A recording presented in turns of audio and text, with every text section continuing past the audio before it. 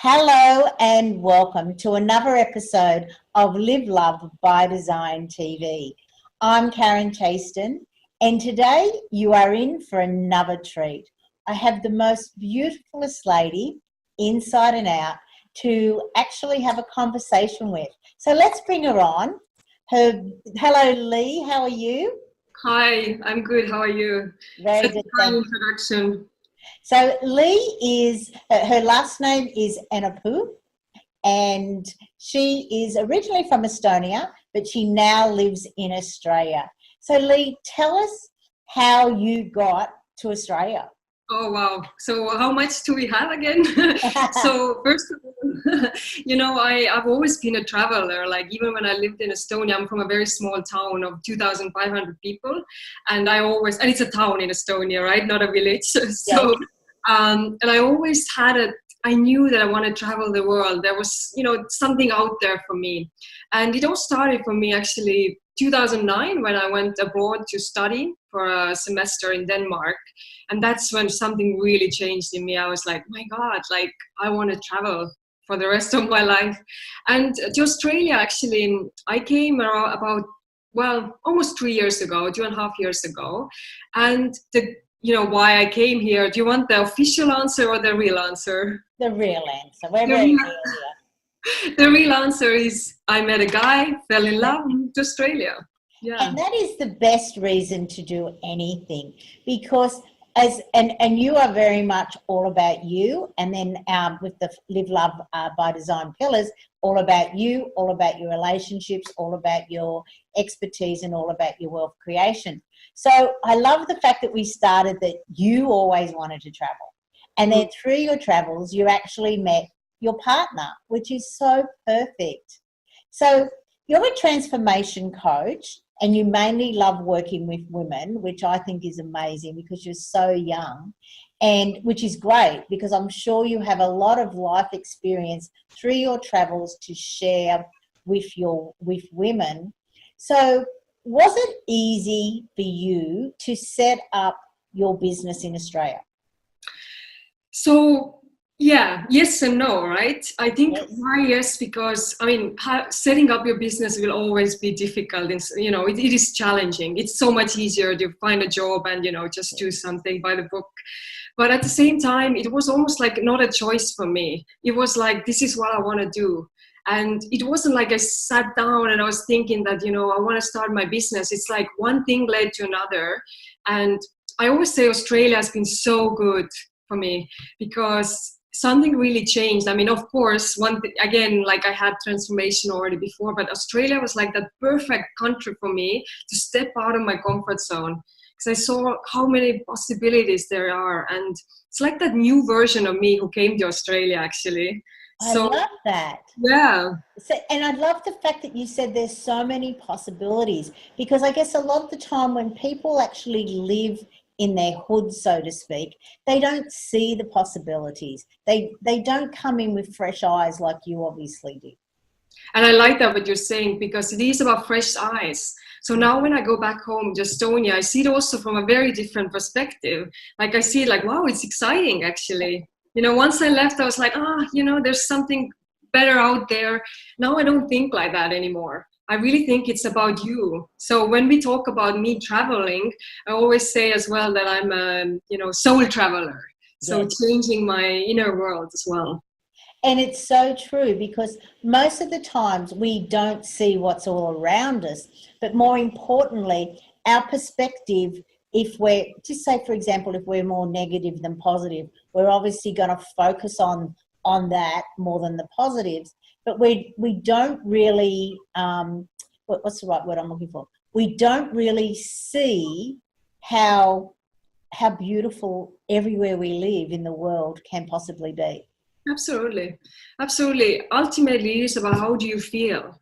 And Yes. I lived 4 years in Berlin, and I remember that I didn't have very, very good feelings. I loved the city, but it wasn't anything like how I feel in Sydney. But it's not about the city itself. It's really like your own experience there. What Do are you you going feel, through?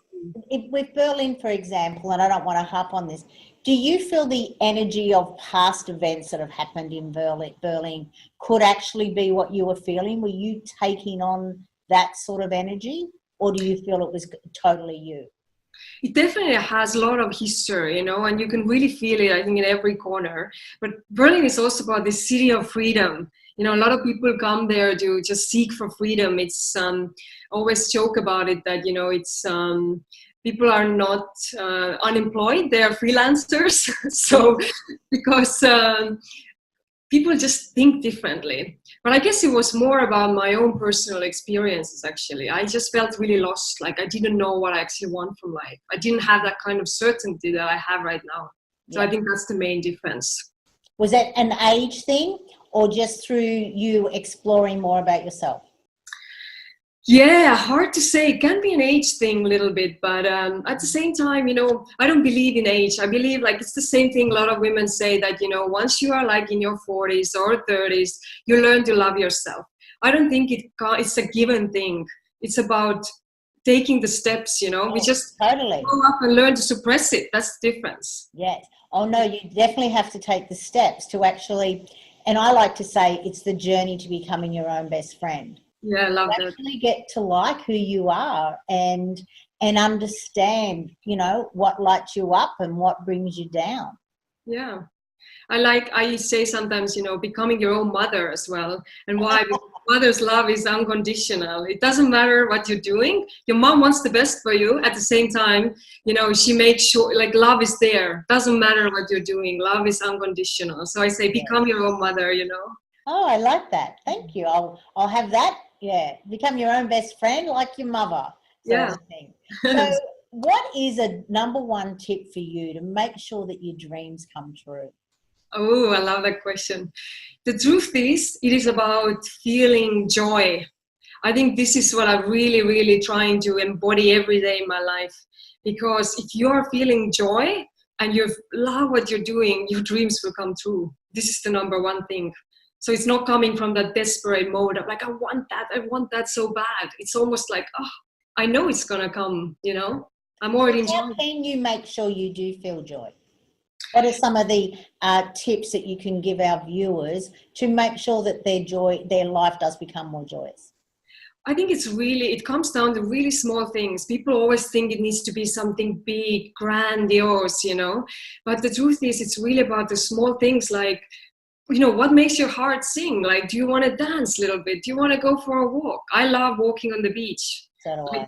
It's the best place for me. Yeah. Doesn't matter what is my mood, it changes immediately. Yes. So for me, it is about connecting more with that playfulness as well. Like becoming the kid again. I guess it's embodying that younger version of you who was like wild and free. So yeah. And I guess what I love about the beach is standing there and looking at the horizon where you just feel there's endless possibilities. Absolutely. Yeah. So obviously English is not your first language. Obviously not. Yeah. So I have to ask you this question. I love to ask people this. What do you dream in? In what language? Yes. Actually, it's a very interesting question because I guess both, to be honest. My partner sometimes say that I was sleep talking in Estonian. Yes. But mostly I'm thinking in English because it's my, the environment where I live in. Mm-hmm. But when I think about my parents, for example, about my family back in Estonia, it switches to Estonian because that's the language we use. So, yes. Yeah. I love that. Look, I must admit, I've only got English, and let's face it, a lot of Englishmen would say Australians even speak English. But I just love the fact that you can actually speak more than one languages. And do you feel that having a different language helps you in seeing things differently? Absolutely.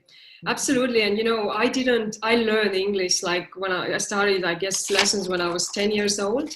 It's even proven that, if you have a bilingual child, it's just the brain works very differently. So, but even now for me, like definitely, it's also even those cultural phrases or understanding people better. Language changes your world, absolutely. And I think one of the things, like when I was living in Berlin, I didn't speak German actually, so it definitely restricted my worldview and overall experience. So that's why I love Sydney so much as well. I can express myself and people understand. Oh, yes. Well, we have to be able to express ourselves, don't we? We can't actually stifle it. It's very important. So your ideal client is women. Is there do you have like an avatar, as they like to say, that you actually love to work with? You know, the truth is I've been working with all kinds of women. You know, I would love to think I'm also coming from marketing background and having an avatar, but I guess it's one thing that is common amongst all these women, that they are ready. It's that willingness to change their life. You know, there's no, like, yes, from marketing terms, I could talk about the age and everything, but it doesn't matter, to be honest. I worked with women who are in their 60s. I worked with women who are in their 20s. So, and one thing that's common, they really want to change something. They just might not know how, you know? It's like they know that there's something so much bigger out there for them, and they no longer want to stay where they're at. I think that's perfect, isn't it? That is perfect, isn't it? Yeah, yeah. Yes. But and I've found the same thing, that the women have to be ready. You can't force anyone to change if they're not ready to take the steps, to take the action steps. Yeah. And this is something that sometimes I find frustrating, because I have this big passion to change everyone, especially because I know you don't have to stay there. Come with me, you know. But then it's also lesson understanding, honoring everyone's journey, that there are, you know, I guess divine timing for things. So yeah. Yes, which I totally understand.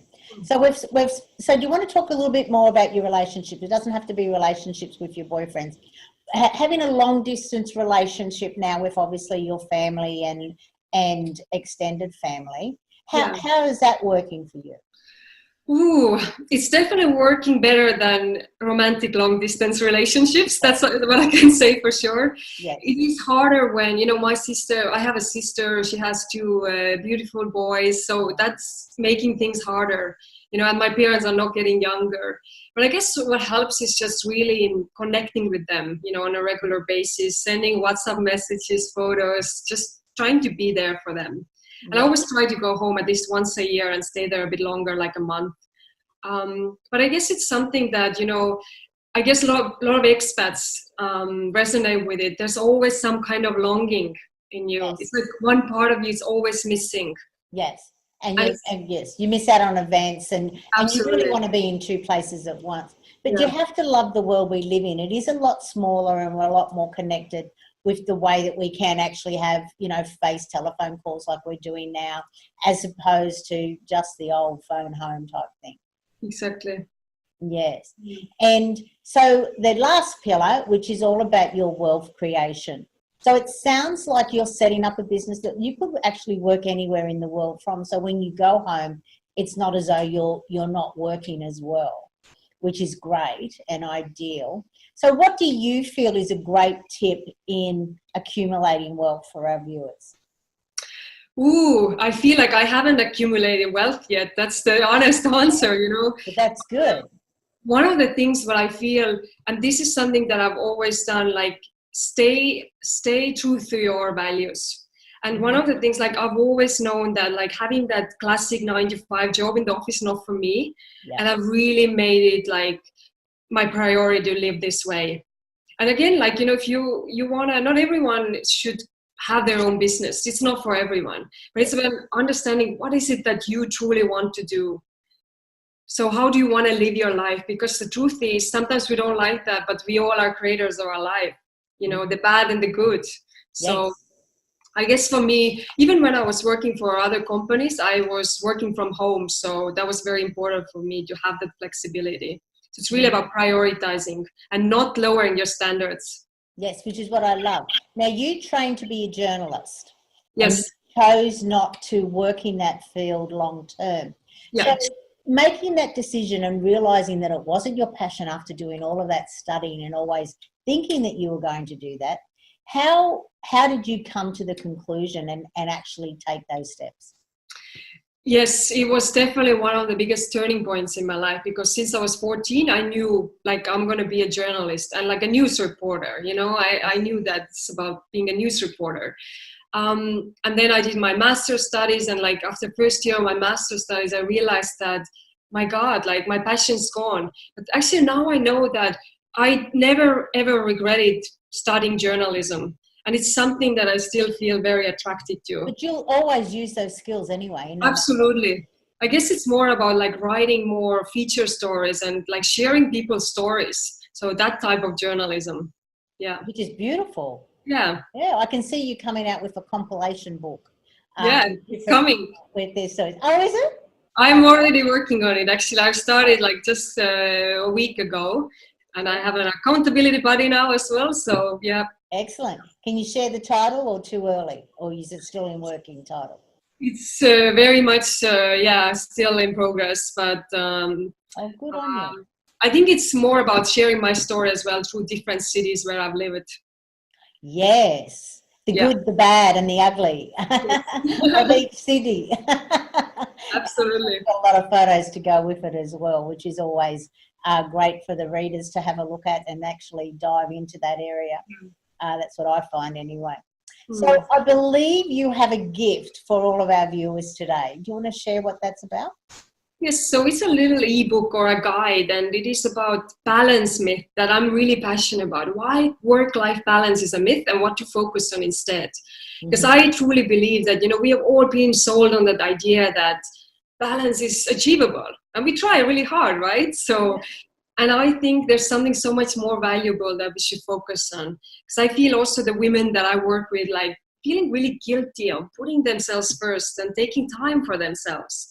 And then also feeling guilty that, now when I'm working, I'm not, being with my family, and the other way around. So this is a little guide that really challenges your mindset a little bit about balance, what is achievable and what to focus on instead. And also share some practical tips there and exercise. Perfect. Thank you. And that fits in so well with the Live, Love by Design, where you actually, by embracing all areas of your life, you actually end up with your joyous life, and you are actually achieving balance from a different perspective as you're touching all of the areas. And as you said, you're bringing what you're actually making sure that joy comes into your life. Absolutely. Doing what you like. And let's face it, so many times we spend so much time at work accumulating all of this money to buy all of these things that they're not really making us happy, are they? Yeah. And so same what do you feel, what make you happy?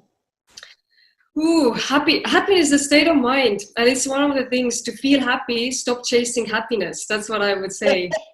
I agree. It's a choice. You can wake up and be happy. Absolutely. Yes, exactly. I'm sure of it. So is there any other tips that you've got that you'd like to share, or anything else you'd like to add? I would just really say that, like, really stop. One of the things that today someone asked me actually that, I'm already doing all this work on myself and I'm still not there and I don't have that relationship that I want. And I was saying that the number one thing is, before you have this, what you really want to have, start feeling good about your life already. Doesn't matter if it's money, if it's business, it's a relationship. You need to find that joy right now. At times can be challenging, but there's no other way, really. I totally love that. And I think that is a great way to end our conversation. Thank you, Ly, for coming on Live, Love by Design TV. And all of your details are below this video for people to reach out, because I'm sure that you really can help everyone to bring the joy and the happiness to their life. Thank you so much. Thank you. Bye. Well, that is another episode of Live, Love by Design TV. Didn't you just love Ly? I think she's an amazing lady, and I know that she's going to go far in helping people to actually learn to live and love their life, which is exactly what Live, Love by Design is all about. What I loved most about her was when she actually said that when she went home to Estonia after traveling the world, she looked around and she realized that it wasn't as bad as what she had thought it had been previously. Isn't that true about life? We sort of put our own perceptions, our own awareness onto what is happening in our world. Is it actually reality? Probably not.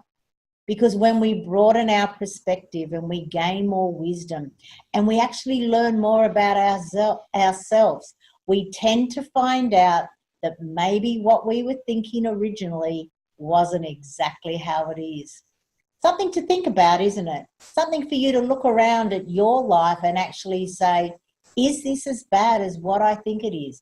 Where is the joy? Where is the fun? How can I easily tweak this so that I can bring into my life everything that I've been looking for?